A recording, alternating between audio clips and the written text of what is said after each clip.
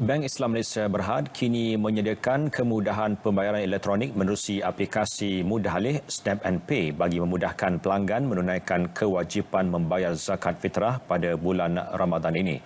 Jelas Ketua Pegawai Eksekutif Bank Islam Muhammad Muazzam Muhammad, menerusi kemudahan pembayaran ini dapat meminimumkan pergerakan orang awam serta mengelak kontak fizikal.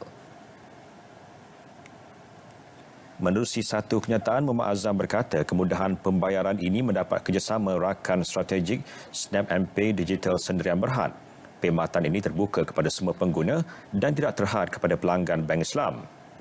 Melalui aplikasi ini juga, pendaftaran akaun atau butir peribadi pengguna tidak diperlukan. Sebaliknya, hanya alamat email bagi melengkapkan transaksi pembayaran.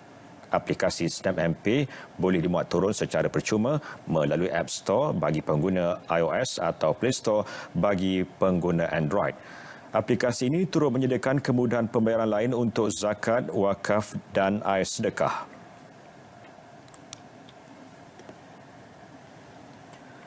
Seiring dengan peredaran zaman, Al-Quran kini boleh diakses dengan mudah iaitu menerusi aplikasi secara dalam talian. Namun, jangan terlalu gairah sehingga mengabaikan kesahihan serta ketulinan ayat-ayat suci dalam aplikasi tersebut yang boleh menimbulkan keraguan. Sempena dengan nuzul Al-Quran itu, ikuti laporan yang disediakan wartawan Hasmin Hamzah.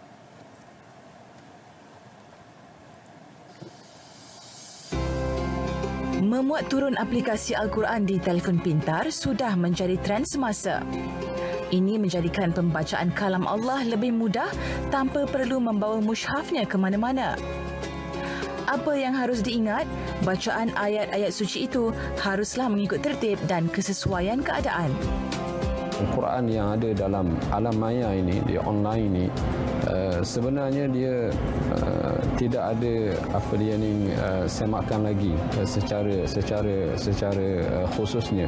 Walaupun begitu, pihak KDN telah meluluskan satu Al-Quran Smart Quran yang boleh kita dapati di Play Store untuk kita gunakan sebagai untuk kita download dalam handphone kita ataupun dalam laptop kita untuk kita gunakan baca dan tadarus Al-Quran itu. Al-Quran merupakan kitab zaman semuanya. Ia bermaksud kitab yang kekal dan bukan hanya sesuai pada suatu masa sahaja.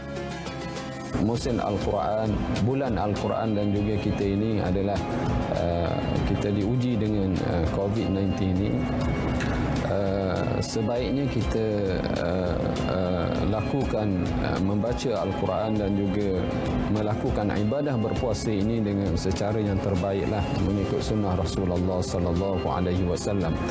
Kerana kedua-dua ini, Al-Quran dan puasa ini, dia akan memohon kepada Allah Ta'ala untuk bagi syafaat kepada kita. Memasuki 10 malam kedua Ramadan, semoga ia memberi manfaat kepada kita dengan menjadikan Al-Quran sebagai dustur al-hayah atau perlembagaan kehidupan. Dalam mendepani Ramadan dengan ujian penularan wabak ini, lebih wajar jika kita mengambil hikmah mengisi masa terluang mendekatkan diri dengan Al-Quran.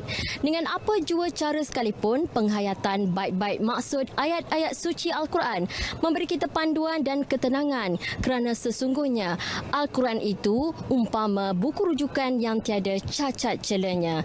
Hasmin Hamzah, laporan JAKIM untuk RTM.